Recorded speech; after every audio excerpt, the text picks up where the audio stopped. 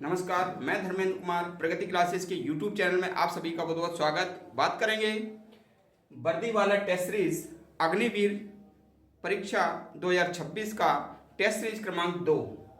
काफ़ी यूनिक प्रश्न है। पहली टेस्ट सीरीज में आपने काफ़ी अच्छा रिस्पॉन्स दिया और देखते हैं इसका जो पहला प्रश्न है, पारसेक किसकी इकाई है। तो जो पारसेक है वह दूरी की सबसे बड़ी इकाई है। जब हम सूरज की पृथ्वी से दूरी देखते हैं तो फिर वो पारसेक में उसको मापा जाता है। ठीक है, तो देखो पारसेक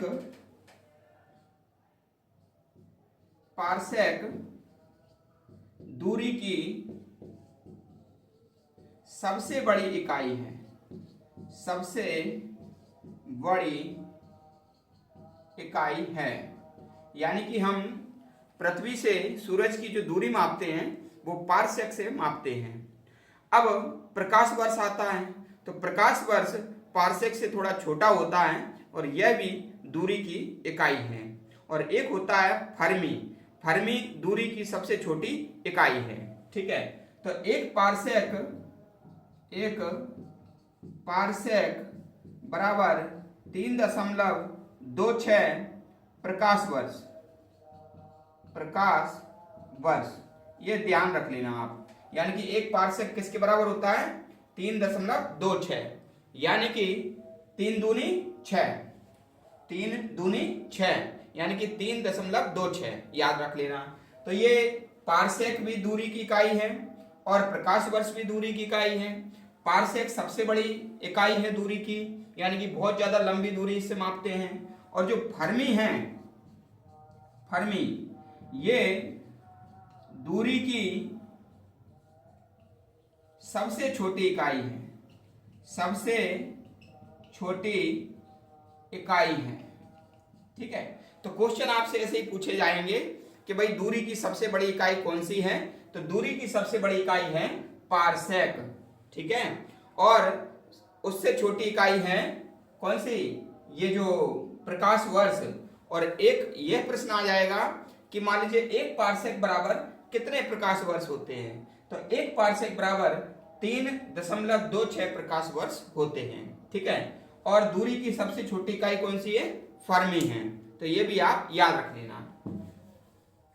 अगला प्रश्न देख लेते हैं, ध्वनि की तीव्रता किससे मापते हैं। तो ध्वनि की तीव्रता मापते हैं ऑडियोमीटर से। ठीक है, ध्वनि की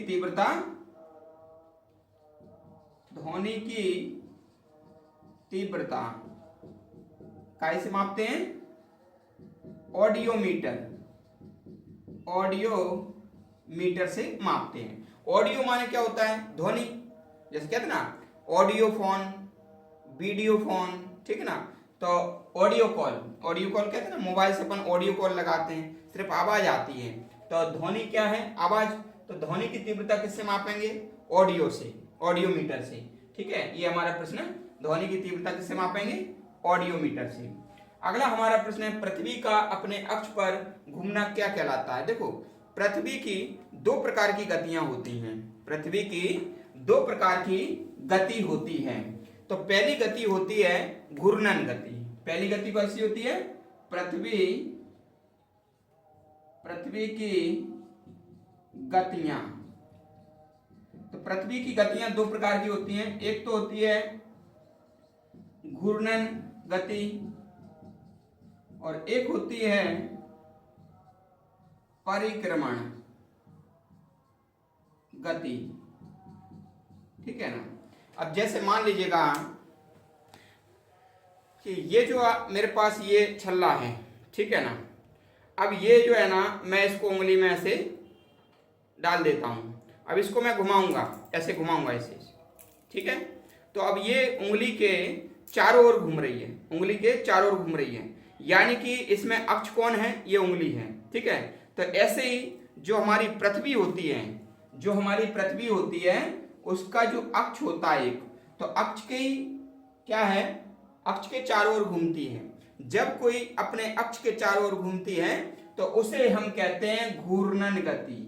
क्या कहते हैं, घूर्णन गति। जैसे हमने पंखा चलाया तो पंखा एक डंडी से और छत पर लगा रहता है और फिर वो उसके डंडी के चारों ओर घूमेगा, तो उसको अपन क्या कहेंगे, घूर्णन गति। ठीक है, तो एक तो पृथ्वी की घूर्णन गति होती है जो कि वो अपने अक्ष के चारों ओर घूमती है, और उससे क्या होता है कि मान लीजिए जो हिस्सा सूरज के सामने आ जाएगा वहां पर दिन होता है ना, सूरज के सामने जो आ जाएगा दिन होगा, और जहां पर सूरज जो पीछे वाला हिस्सा रहेगा तो वो रहेगा रात।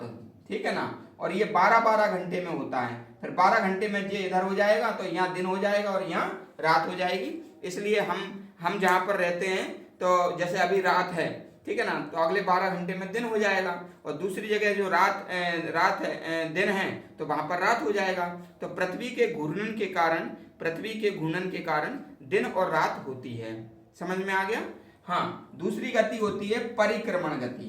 और परिक्रमण गति क्या होता है, जैसे कि मान लीजिएगा आप मंदिर के चारों ओर परिक्रमा लगा रहे हैं, मंदिर के चारों ओर परिक्रमा लगा रहे हैं तो उसको कहेंगे परिक्रमण गति। उसी प्रकार से जो पृथ्वी है वो सूर्य के चारों ओर चक्कर लगाती है, और सूर्य के चारों ओर चक्कर लगाती है तो पृथ्वी का जो आकार है वो पूरी तरह से गोल नहीं है, वो है अंडाकार या गोलाभ। तो कभी पृथ्वी सूर्य के थोड़ा पास में आ जाती है और कभी सूर्य के थोड़ा दूर चली जाती है।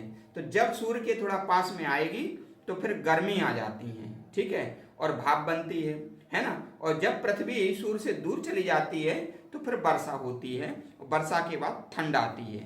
ठीक है, तो ये घूर्णन गति पृथ्वी के अक्ष पर होती है, और परिक्रमण गति ये जो सूर्य है इसके चारों ओर जो पृथ्वी है वो मान लीजिए चक्कर लगाती है, उसको परिक्रमण गति कहते हैं। ये 365 दिन में लगाती है, 365 दिन में एक चक्कर लगाती है, और ये 24 घंटे में होता है, ये 23 घंटे 56 मिनट 46 सेकंड, लगभग 24 घंटे में।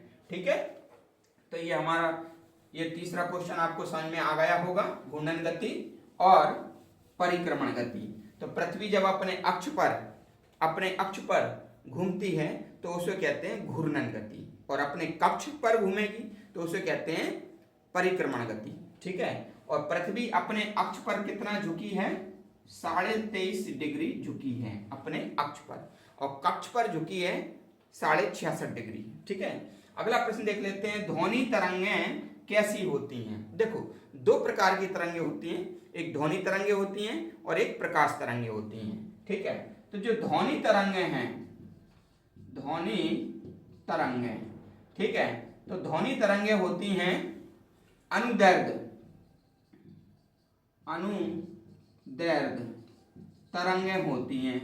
ध्वनि तरंगें कैसी होती हैं, अनुदैर्ध्य तरंगें होती हैं, है ना। और जो प्रकाश तरंगें हैं, प्रकाश तरंगें तो ये होती हैं अनुप्रस्थ तरंगें होती हैं, ये अनुप्रस्थ तरंगें होती हैं। और इसको याद करने की ट्रिक मैं आपको बता देता हूं। इसको याद करने की ट्रिक ये है कि ध्वनि में आधा धा आ रहा है, अनुदैर्ध्य में भी आधा धा आ रहा है, ये देखो आधा धा, तो ये ध्वनि तरंगें हो जाएंगी अनुदैर्ध्य तरंगें, और प्रकाश तरंगें हो जाएंगी अनुप्रस्थ तरंगें, क्योंकि इसमें जो प्रकाश अनुप्रस्थ, प्रकाश में सा आ रहा है तो अनुप्रस्थ में भी सा आ रहा है। ठीक है, तो इस प्रकार से ये हम एग्जाम में लगा सकते हैं आंसर। ठीक है, अगला प्रश्न देख लीजिएगा। अगला प्रश्न है हमारा, विद्युत फ्यूज की विशेषता क्या है। देखो, विद्युत फ्यूज क्या होता है मैं आपको बता दूं कि मान लीजिए अपना घर में टीवी, फ्रिज, ठीक है ना, और बल्ब, पंखे सभी कुछ रहते हैं, और अगर मान लीजिए बहुत ज़्यादा तेज मात्रा में बिजली की धारा आ जाए तो ये सब क्या है, फूक जाएंगे, ब्लास्ट हो जाएंगे। तो इसलिए हम क्या करते हैं, मीटर के पास में, अपने मकान के मीटर के पास में वो लगा देते हैं, क्या, किट आउट लगा देते हैं ऐसा। ठीक है, और उसमें ये कम गलनांक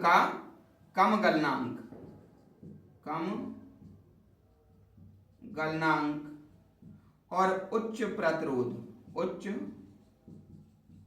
प्रतिरोध का ये तार लगा रहता है। क्या लगा रहता है, तार। तो कम गलनांक का होता है, यानी कि जैसे ही बिजली आएगी तो प्रतिरोध तो ये उच्च करेगा, उसको रोकने का बहुत पूरी कोशिश करेगी। अगर ये नहीं रुकेगी बिजली बहुत तेज आ ही रही है तो ये आसानी से गल जाएगा और गलने पर ये तार टूट जाएगा, ये तार टूट जाएगा। और ये तार टूटने से क्या होगा, ये तार टूटने से पूरी लाइट बंद हो जाएगी आपकी घर की। और जब लाइट बंद हो जाएगी तो आपके कूलर, फ्रिज, एसी, पंखे, बल्ब ये सब आपके फूकने से, फ्यूज होने से क्या बच जाएंगे। ठीक है, तो इस प्रकार से ये कम गलनांक का और उच्च प्रतिरोध का होता है। ठीक है, और ये मान लीजिए किसका बना होता है, ये शीशा और प्लस टिन का बना होता है। ये फ्यूज तार, फ्यूज तार किसका बना होता है, शीशा और टिन का।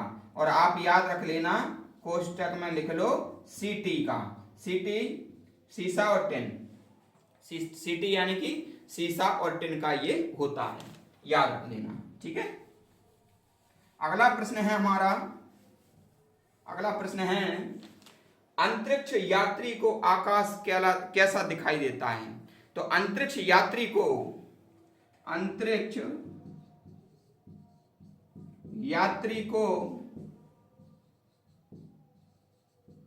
आकाश काला दिखाई देता है ना, क्योंकि वहां पर क्या नहीं है, वायुमंडल नहीं है, वायुमंडल नहीं है, इसलिए अंतरिक्ष कैसा दिखाई देगा, काला दिखाई देगा। ठीक है, क्योंकि वहां पर वायुमंडल नहीं है, वायुमंडल नहीं है तो उसका प्रकीर्णन नहीं हो पाएगा। ठीक है ना, तो इसलिए काला दिखाई देता है।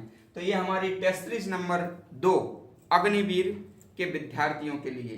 वैसे तो ये जो वर्दी वाले व्यक्ति हैं, CISF, BSF, SAF और ITBP, MP पुलिस, वन रक्षक, सभी के लिए इम्पोर्टेंट है, लेकिन स्पेशली अग्निवीर वालों के लिए ये सरल सरल से क्वेश्चन मैंने ये इस पर वीडियो बना रहे हैं। ठीक है, तो वीडियो आपको कैसा लगा कमेंट्स करके बताना, और जो व्यक्ति नए हैं चैनल को सब्सक्राइब करें, लाइक करें, कमेंट्स करें। ठीक है, और वीडियो को अधिक से अधिक शेयर करें। मिलते हैं नेक्स्ट वीडियो में, तब तक के लिए सभी का बहुत बहुत धन्यवाद।